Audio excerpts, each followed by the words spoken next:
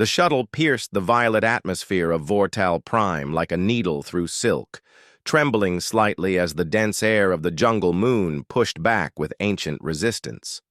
Inside the vessel, 10 cadets stood in silent anticipation. 8 were alien species from across the Galactic Union, tall insectoids, armored reptilians, and gelatinous thinkers from the moon oceans of Veltan. One stood out sharply among them. She was human, shorter, less armored, visibly unaugmented.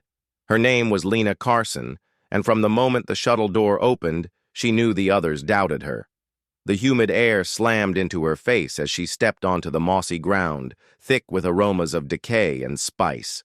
Above, enormous trees, wider than bunkers, clawed at the twin suns. Everything here pulsed with danger.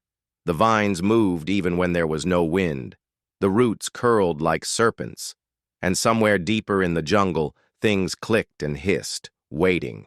"Welcome to Vortal Prime," the mission commander announced from the hovering dropship above. "Your goal is simple. Retrieve the survival beacon located at the center of the jungle and return. No weapons, no AI assistance, no drones, only your own instincts." Lena adjusted the strap of her backpack. It wasn't military issue. It had patches sewn onto it, faded logos of places long forgotten, and a leather handle that had been restitched 3 times. Her gear looked ancient.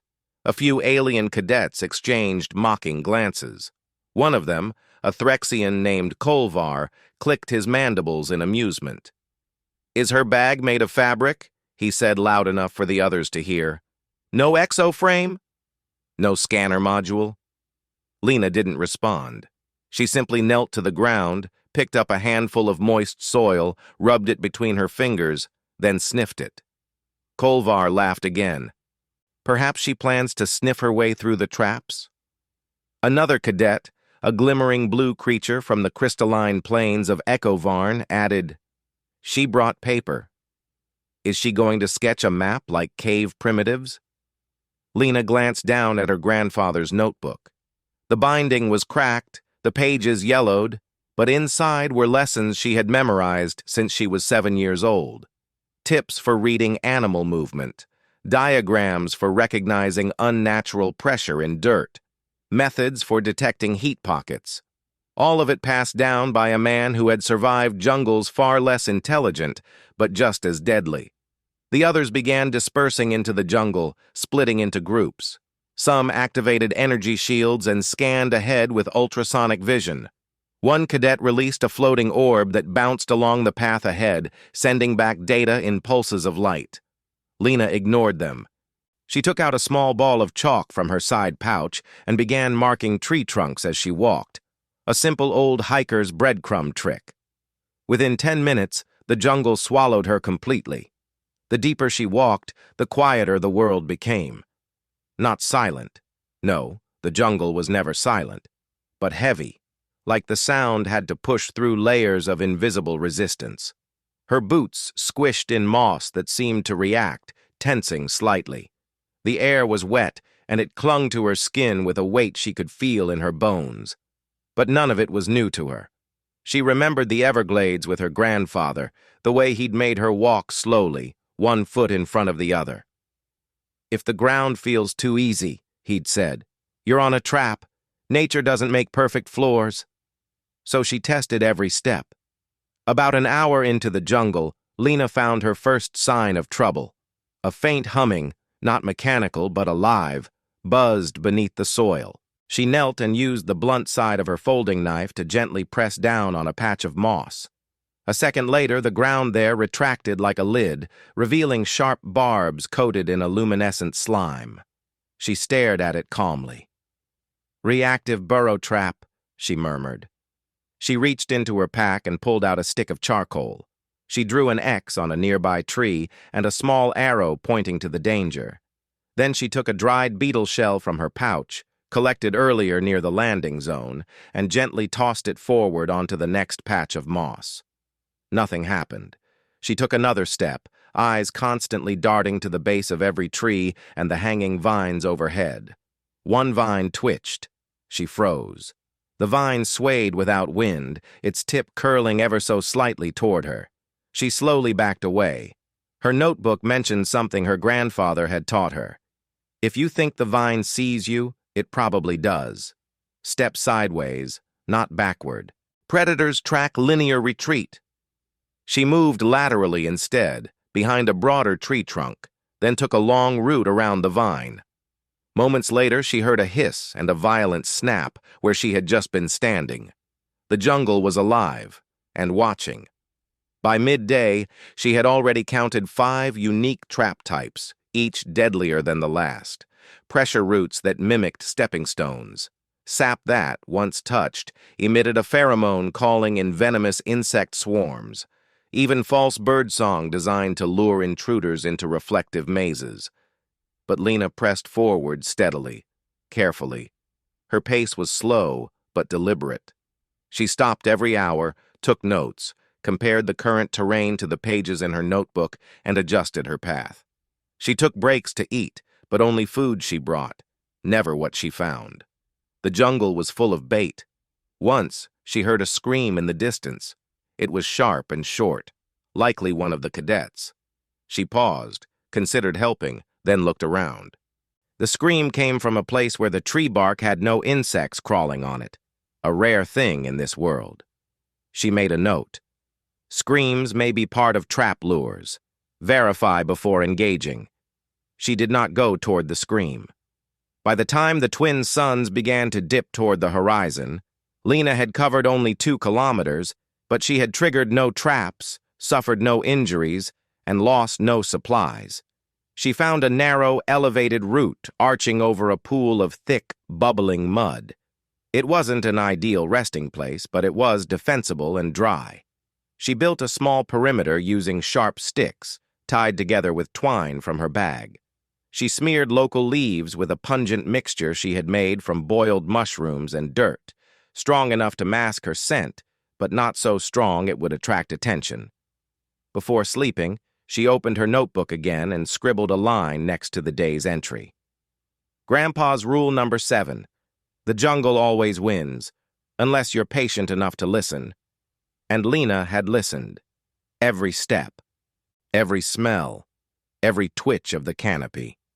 While the others rushed in with tech and arrogance, she had entered with quiet and memory. That night, she did not dream. The jungle hummed around her like a beast still waiting, but she was no longer prey. She was learning its rhythm, and she had only just begun. By dawn, the jungle had changed. The air was heavier, as though the ground had exhaled during the night, releasing a thicker mist that clung to Lena's skin like sweat. The once muted chirping of insects had grown into a shrill chorus, chaotic and dissonant, as if the ecosystem were warning her not to take another step. She sat cross-legged on the high root where she had rested, chewing a bland protein bar while reviewing the sketches she had made the day before. The terrain had curved northeast into a canyon, and her map, hand-drawn and barely accurate, now hinted at a rise in elevation. She folded the notebook and tucked it securely into her side pouch before descending. Every movement she made was slow, not because of exhaustion, but because she had learned something. Vortal Prime was not random. It watched, it reacted, and in its own strange way, it tested every living creature that dared step onto its soil. As she pushed deeper into the foliage, the environment responded with shifting light and subtle mechanical groans beneath the moss. Something beneath the jungle's floor was alive, ancient, artificial, and buried. She didn't need a scanner to feel it under her boots. Around mid-morning, Lena reached the first clearing she had seen since landing. The sun pierced through a break in the canopy, forming columns of gold that danced in the fog. It was too open, too clean. The foliage ended abruptly at the circle's edge, and even the vines kept their distance. She knew without needing to test it, this was a kill zone. Rather than retreat, she crouched at the edge and observed. The moss in the center was a brighter green, almost iridescent. A perfect ring of small stones framed the clearing, each spaced equally apart. No wildlife crossed it, not even insects. She retrieved a smooth metal sphere from her backpack, a standard gravity-triggered decoy, and gently rolled it toward the center. The sphere made it 4 feet before a high-pitched hum filled the air. In a fraction of a second, the ground beneath the decoy folded open like a mouth and swallowed the sphere whole. The hum ceased. The moss shifted back into place. Lena marked the location on her map and skirted the perimeter carefully, avoiding any contact with the ground inside the ring. Once she reached the other side, she noticed something troubling: a smear of blue-green ichor on a tree trunk. It wasn't blood, but it belonged to one of the alien cadets. The goo trailed upward, meaning someone or something had been dragged into the canopy. She stepped back and narrowed her eyes toward the branches. Nothing moved. But she saw the marks: broken twigs, a torn strap hanging from the bark, and the faint glimmer of organic silk. Webbing. A silent predator had taken one of the others, probably during the night. She marked a warning symbol on the tree using her charcoal and moved on without hesitation. The terrain began to change again. Thicker roots now grew above ground, twisted into patterns resembling rib cages. Clusters of mushrooms pulsed softly, exhaling glittering spores into the air. Lena covered her mouth and nose with a cloth soaked in boiled bark extract.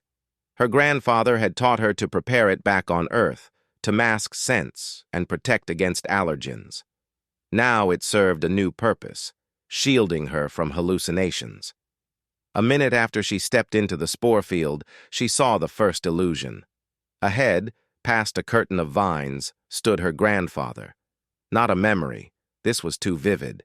He wore his old fishing hat and khaki vest, arms folded, smiling at her. But he was translucent, his edges blurry. She froze, heart racing, breath caught in her throat.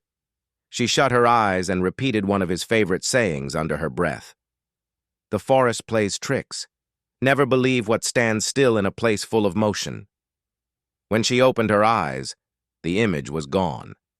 She pressed forward, walking carefully through the shimmering air, stepping only where the vines had already curled inward, proof that no pressure plates hid underneath. Behind her, she heard the quiet sound of laughter. It was her own voice, calling her name, beckoning her to turn around. She didn't. By noon, the spore zone thinned and the ground leveled out again. She emerged into a narrow path between steep ridges where massive stones leaned against each other like teeth. The light grew dimmer. The temperature dropped. Here, it felt like the jungle was holding its breath. No wind, no sound, just an eerie, perfect stillness. She pressed her palm against the nearest stone. It was warm, too warm. As she stepped forward, her boot caught on something taut, a line, barely visible, almost weightless, like a strand of spider silk. Her body froze. She followed the line with her eyes. It led to a strange growth on the stone wall, an egg-shaped pod, pulsating faintly. She knew better than to touch it. Instead, she carefully stepped back, mimicking the exact movement in reverse, and crouched low. She found the anchor point, an artificial metal pin embedded into the rock. This wasn't nature. This was a remnant of something built. She took a picture with her analog camera, the kind that stored nothing on the cloud. Then she documented the find in her notebook, writing, "Tripwire traps embedded in old architecture, possibly leftovers from ancient war tech, not triggered by pressure, only motion. Avoidance priority, high." She was starting to understand something important. This jungle wasn't just adapting. It had been designed, long ago. And although the foliage was organic, the systems beneath it were mechanical and purposeful. As she rounded a bend in the ridge, she found the first other cadet since landing, barely conscious, slumped against a rock, his arm twisted unnaturally. It was a Grellan male, one of the more arrogant cadets from the shuttle, the one who had boasted about his personal shielding system. His shield was offline. His breathing was shallow. Dried blood crusted on his shoulder and chest. Lena moved cautiously, checked for more tripwires, and only then approached. She didn't speak. She removed a small medical pack from her bag and applied a clotting agent to his wounds. He stirred but didn't wake. As she worked, she noticed his belt was missing, along with all digital gear. Stripped. Not by looters. The cuts were clean, surgical. Someone, or something, had removed his equipment precisely. She made a quick decision. She couldn't carry him. The terrain was too dangerous. But she could help. Using vines and broken branches, she constructed a makeshift shelter hidden under an overhang of moss and rock. She left a flare in his palm, manual, old-fashioned, one of her last. Then she took a marker and painted a symbol on the rock nearby, an arrow pointing to his location with the universal distress code used by Galactic Rescue Corps. As she turned to leave, the Grellan's eyes fluttered open. He didn't speak, just stared at her with quiet disbelief. She nodded once, then disappeared into the foliage again, silent and unseen. The sun was already dipping by the time she crossed into a new sector of jungle. The light grew softer, more amber. She felt the shift in temperature and texture as she moved from humid rot into a more brittle zone, drier, harsher, with sharp reeds and brittle leaves that cracked underfoot. It was here, in this new domain, that the jungle's traps grew less deceptive and more aggressive. A root shot upward as she stepped over it, clearly triggered by her weight. But she was ready. She grabbed a tree trunk and rolled to the side, letting it pass. The root slammed into the air, missing her by inches. She didn't run. She breathed, reset her footing, pressed onward. Every moment now demanded full awareness. The jungle no longer relied on illusion. It was attacking. Active defenses, triggered sequences, predatory vines, and shifting ground all acted in unison, as if the entire biome had declared her a threat. And yet, she remained untouched. By the time the stars began to peek through the gaps in the canopy, Lena had traveled farther than any human cadet had ever managed on Vortal Prime. Her notebook was filling with sketches, formulas, and updated trap patterns. Her supplies were half gone. Her limbs ached, but her focus was unshakable. She found shelter again, an abandoned nest wedged between two thick boulders. No scent of predators, no movement. Just dry leaves and a hollow shaped like a cradle. She set down her pack, lit a tiny match from a waterproof box, and warmed her hands. Before sleep, she opened her notebook and added one final note for the day. Grandpa's trick number 14. If you survive long enough to rest, you're doing better than most. Then she closed her eyes, just for a while. The jungle would still be waiting. Lena woke before first light. The nest between the boulders had protected her through the night, but her body still ached with stiffness. Her hands were scratched and raw from gripping bark and vine.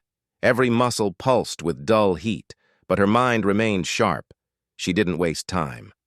After a sip of filtered water and a bite of pressed nutrient bar, she packed up and moved on without hesitation.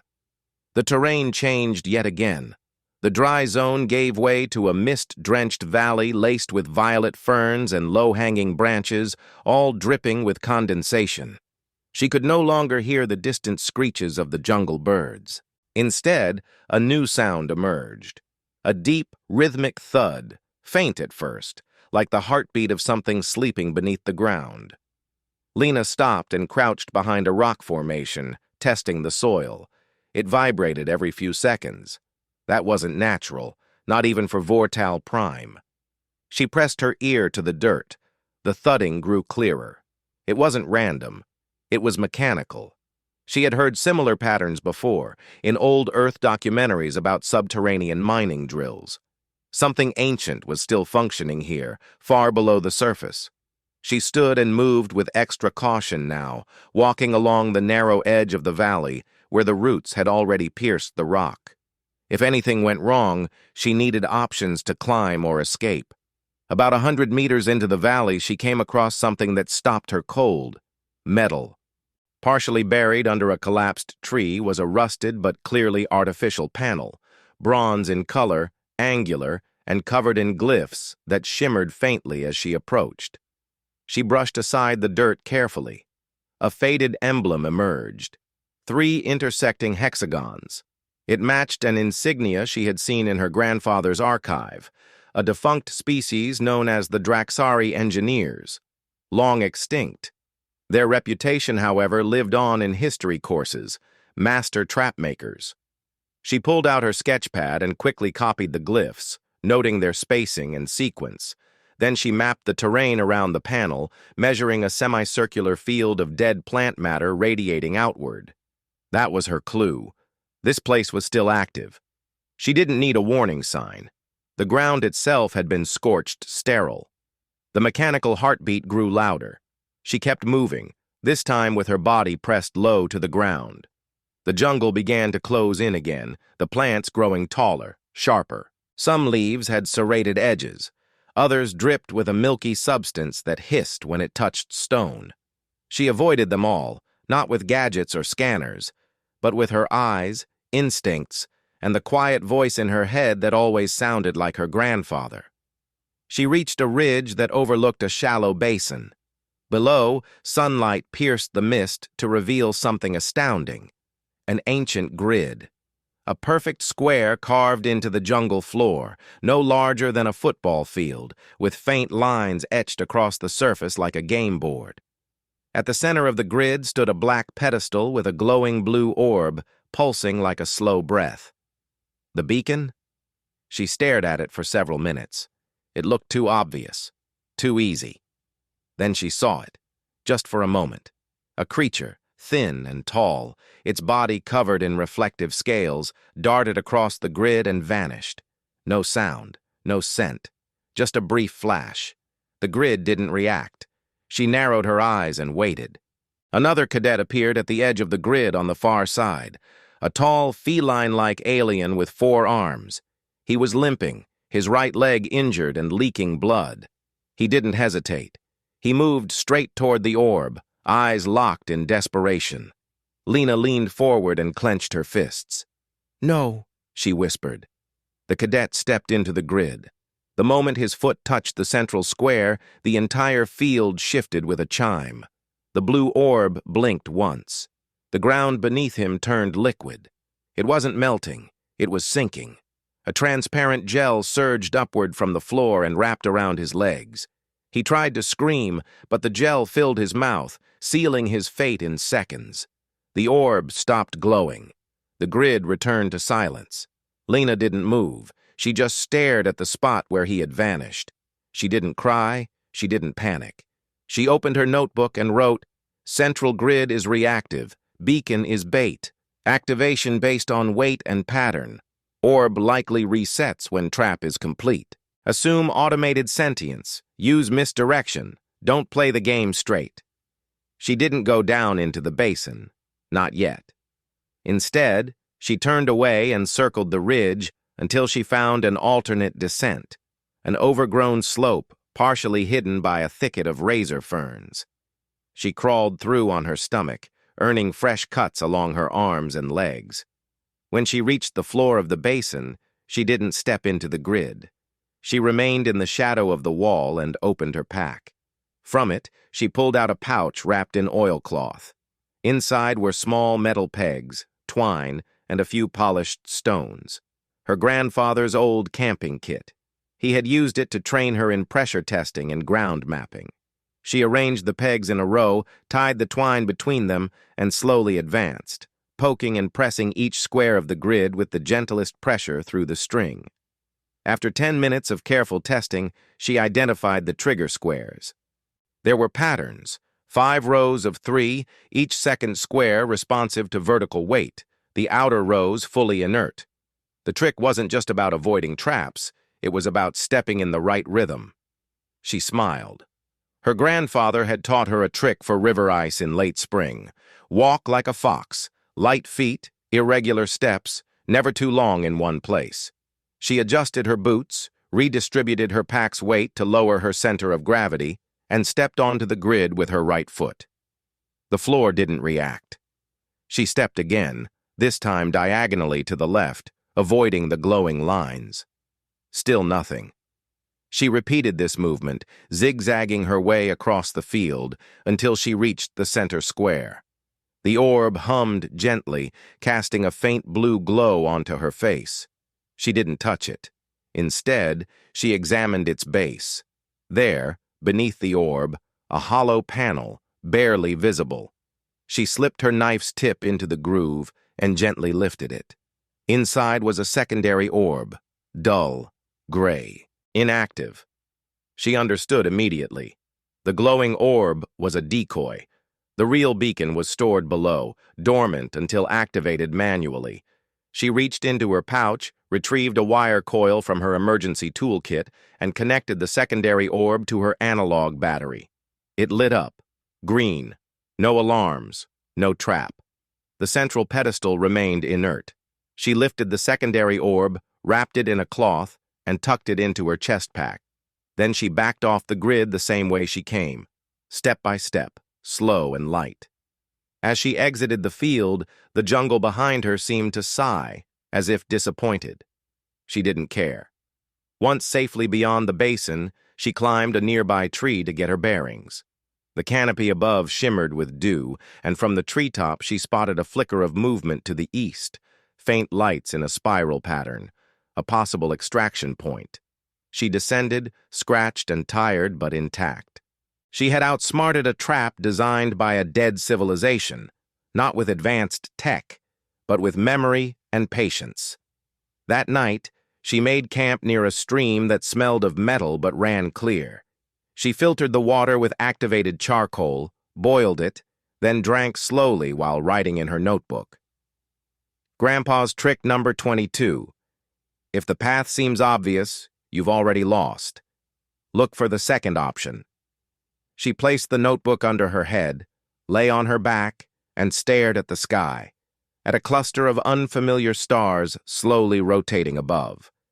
The jungle had tested her again, and once more, she had passed. Lena woke just before dawn to the rhythmic chirping of insects and the low groan of the jungle shifting around her. The stream beside her burbled quietly, but the air no longer felt still. The pressure in the atmosphere had changed, like something massive was stirring beneath the canopy. She packed her gear quickly, checked the beacon orb in her chest pouch for any temperature fluctuations, then climbed a nearby ledge to survey the terrain ahead. To the east, the spiral lights she had spotted the night before had disappeared. What remained in their place was a dense wall of fog that shimmered with a faint red hue. It was unnatural, too still, too opaque. Her gut told her the final stretch of the journey wouldn't be simple. She tied her scarf over her face again and descended, taking care not to brush against any dew-covered vines or step into shadowed root clusters. An hour later, she found herself standing before the edge of the fog. A perfect divide, jungle behind, silent mist ahead. She pulled out her notebook and hesitated. Her instincts screamed not to enter, but the signal from the orb had begun pulsing faster, indicating proximity to the extraction zone. Somewhere beyond this fog, the test would end. She took one last breath of clean air and stepped forward. The temperature dropped instantly. Visibility fell to less than a meter. The fog was thick, cold, and wet, sticking to her skin like grease. Even the jungle sounds vanished, replaced by a low, vibrating hum.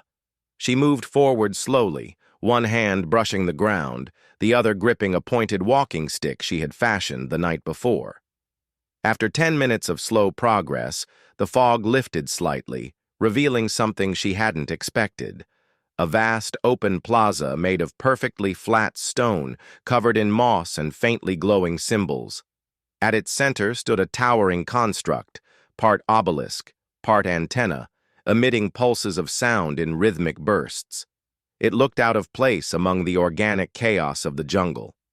She stepped forward, but a sudden click beneath her boot made her stop cold. She looked down. A hair-thin line of red light had blinked beneath the stone she'd just shifted. She carefully pulled her foot back and crouched. Another trap, and this one wasn't ancient or decayed. It was new, sharp, operational, and human in design. Her eyes narrowed. This wasn't just a test of survival. It was layered with deception. She scanned the ground ahead. Embedded in the stone tiles were tiny mechanical seams, trapdoors, spike holes, heat plates. These weren't just primitive Draxari creations. Someone had added modern elements into the old jungle system. A new layer built atop the old one. But who?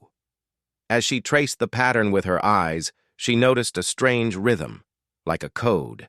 Every third tile glowed brighter, pulsing in sync with the beacon's heartbeat. She remembered her grandfather's stories about old mines in Appalachia, where workers would hammer out codes to warn each other of structural collapse. It was possible this floor pattern served the same purpose. She sketched it quickly, then tested one tile by tossing a rock onto it. No reaction. She tried another. Immediately, a thin jet of superheated air burst upward, slicing the rock in half. She marked that square and began navigating the floor in a zigzag, moving only on the dim tiles, following the pulse rhythm. Sweat dripped from her forehead, but she remained steady. Every step was measured, every sound calculated. She knew she was close. She reached the center of the plaza and finally stood before the antenna-like structure. The orb in her pouch glowed white now, active, searching for its receptor. She placed her hand on the structure's panel and felt it vibrate gently beneath her palm. A small slot opened, revealing an identical orb-shaped depression. She placed the beacon inside. The obelisk pulsed 3 times. Then it spoke. "Candidate Lena Carson," the voice said, metallic but clear. "You have reached the endpoint of the Vortal Prime Survival Protocol. Your success has been recorded." She blinked, stunned. She hadn't expected a voice, certainly not one that knew her name. "Please wait for extraction." She stepped back, heart pounding. This had all been pre-programmed. The beacon wasn't just a signal. It was a key to activate the test's final phase. As the obelisk retracted slowly into the ground, the plaza trembled, and a circular platform rose nearby, sleek and metallic, glowing at its base. But the moment Lena moved toward it, the fog around the plaza shifted unnaturally. From the mist emerged a silhouette, then another, then a third. She tensed. 3 remaining cadets had survived. One was Kolvar, the Threxian who had mocked her at the start.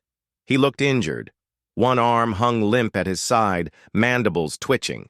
His eyes locked onto her with something between disbelief and fury. "You," he growled. "You have it." She said nothing. Her foot slid back slightly into a defensive stance. He took one limping step forward. "You cheated. You couldn't have made it this far alone." The other 2 cadets flanked him. One was bleeding from the shoulder. The other clutched a jagged piece of tech, eyes darting wildly. They didn't look like survivors. They looked like scavengers. Kolvar pointed at the platform. "Step away. The extraction is ours." Lena didn't move.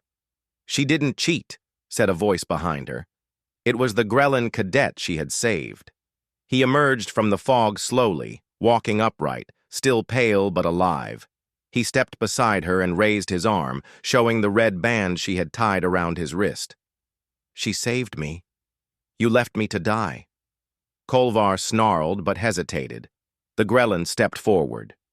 "You don't deserve this. She passed every test. You only survived by hiding in shadows." The standoff hung in the air, thick and tense. The platform pulsed again, now fully powered. Lena glanced at it, then turned her eyes back to the 3 cadets. "I won't fight you," she said, "but I won't hand over what I earned." Kolvar moved first, rushing her with a snarl, but he was slower than before. She sidestepped, grabbed his good arm, twisted it behind his back, and shoved him down in one clean motion. The Grellan handled the second attacker, knocking the jagged tech from his hand and disabling him with a sharp knee to the ribs. The 3rd cadet ran. Lena didn't pursue. She turned back to the obelisk's base, retrieved the now neutral orb, and stepped onto the platform. The Grellan limped after her, nodding once in thanks before joining her. As the platform began to rise into the mist, Lena looked down one last time at Kolvar, who sat slumped against the stone floor, breathing heavily, staring at her in exhausted silence. She didn't gloat. She didn't say a word. The mist closed beneath the platform, and silence swallowed the plaza. Up above, a sleek retrieval ship waited in hover. The bay doors opened as the platform docked, and Lena stepped inside, finally letting her shoulders relax. She handed the orb to the attending officer, who scanned it and then looked at her, stunned. "You went through Sector 9. No one's ever returned from that zone." Lena didn't reply. The officer blinked. "Congratulations! You've broken every record on the books." She simply nodded and took a seat beside the Grellan cadet, pulling out her notebook once more. As the retrieval ship pulled away from the surface of Vortal Prime, she wrote, "Grandpa's trick number 31. Never argue with those who mock you. Let your results speak." And this time, they did. Lena sat quietly in the rear compartment of the retrieval vessel as it soared away from Vortal Prime. The jungle moon, with its thick bands of clouds and green-tinged surface, shrank in the observation window until it was no more than a glimmer among the stars. She stared at it in silence, feeling a strange mix of pride, exhaustion, and quiet disbelief. The gravity of what she had done hadn't fully settled in yet, but her body carried the memory of every step, every trap she had dodged, every breath she had measured, every decision she had made when it mattered most. Across from her sat the Grellan cadet she had saved. He still looked pale, his wounds bandaged hastily by the medics on board, but his posture had straightened. He kept glancing her way, as if still trying to understand how she had managed to navigate a world that consumed even the most genetically enhanced warriors. She didn't explain. She had nothing left to prove. The door to the cockpit slid open with a soft hiss, and a senior officer entered. His uniform bore the insignia of the Galactic Union's Training Command. He looked older than the rest, scar across the jaw, cybernetic eye with a faint blue glow, hands calloused from experience rather than rank. He didn't speak immediately. He simply observed Lena for a moment before sitting down beside her. "You are Lena Carson," he said, though it was not a question. She nodded. The officer pulled out a tablet and placed it on the table between them. A holographic image of Vortal Prime appeared, its topography marked with red zones and hazard indicators. Then another layer rendered on top, movement paths of cadets, monitored in real time. Hers was the only one that moved with a slow, deliberate curve, no frantic turns, no reversals. Just one long, patient spiral inward. "Your route was the slowest," he said, "and the only one to reach the beacon without triggering a critical alarm." She offered no response. "You broke protocol," he continued, his voice still even. "You ignored automated guidance, refused to use any of the standard navigation tools. Your superiors flagged your equipment as inadequate before the mission began." She finally looked him in the eye. "Because those tools were designed for predictability. The jungle isn't predictable." He leaned back. "What you walked through wasn't just terrain. Vortal Prime is the last living remnant of a sentient warfare system. It learns, it adapts, and every year it becomes harder to predict." She nodded once. "That's why I listened." He studied her, then activated another hologram. This one displayed her notebook, scanned by the ship's systems when she had boarded. The pages glowed in soft gold light, filled with hand-drawn diagrams, arrows, symbols, notes in faded graphite. Grandpa's voice preserved in sketches and scrawls. "Where did you learn to do all this?" the officer asked. She tapped the table gently. "My grandfather. He taught me how to survive places where nothing wants you to survive. He taught me that nature always tells the truth, if you learn to read it." The officer looked at the final pages of her notes, the ones written last night beside the stream, the ink still smudged from humidity. Then he shut off the hologram. "There were others who reached the plaza," he said. "They didn't make it." "I know." You could have waited for them. You could have let them take the extraction and walked away quietly. I didn't come to pass, she said. I came to learn. He smiled faintly. You did both. Then he stood. The Academy will debrief you in 12 hours. You'll be honored at the Union Assembly next cycle. Your footage will be classified, but your name will circulate.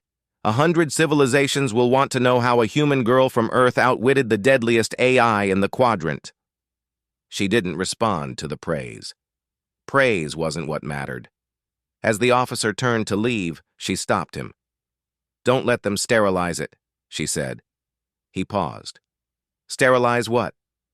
The jungle. Vortal Prime. You said it adapts, that it learns.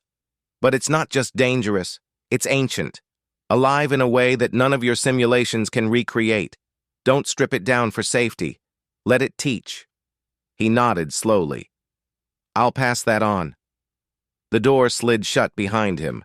Lena let herself breathe fully for the first time in days. Not the shallow, cautious breaths of survival, but a full exhale from the chest, deep and complete. Her shoulders slumped slightly, and she closed her eyes, letting the weight lift. Not from her body, but from her mind. 12 hours later, she stood on the steps of the Central Academy's observation hall. The sky was a deep turquoise, layered with 2 suns and 3 orbital stations glowing like guardian eyes above the planet's surface. Around her, reporters swarmed. Cameras hovered. Cadets pointed. She wore a clean Academy uniform now, tailored, pressed, undeservedly pristine. She felt like a stranger inside it. At the center of the plaza was a statue being unveiled. It wasn't of her. It was of the jungle, a swirling mass of vines, roots, and shifting stone locked in bronze. The plaque read, "Knowledge is earned when courage walks quietly." She stepped aside and watched the ceremony in silence. Afterward, she returned to her dormitory, still carrying the worn notebook. When she entered, she found a package waiting on her bunk. It was unmarked, sealed with wax. Inside was an envelope and a folded patch. She opened the note first. For those who survived the jungle and taught it something in return. Congratulations. You're being considered for instructor status, but only if you bring the notebook. C. Merrick, Sector 9. Oversight. She sat on the edge of the bed, holding the patch, a simple hexagon with a line through it, the same symbol she had seen etched in the jungle stone. Draxari design, recognition of her initiation into a deeper layer of knowledge, one that went beyond the Academy. She thought about it for a while. Then she pulled out her pen, flipped to the final page of her notebook, and wrote, Grandpa's last trick. You'll never know if you're ready until you're already in it. But if you listened along the way, you won't need to be ready. You'll just be enough. And Lena Carson had been enough. Not because she was stronger, not because she was faster, but because she had listened, because she had learned, because she had never forgotten that survival wasn't about domination. It was about understanding. And in a galaxy full of noise, she had moved quietly, and the jungle had heard her.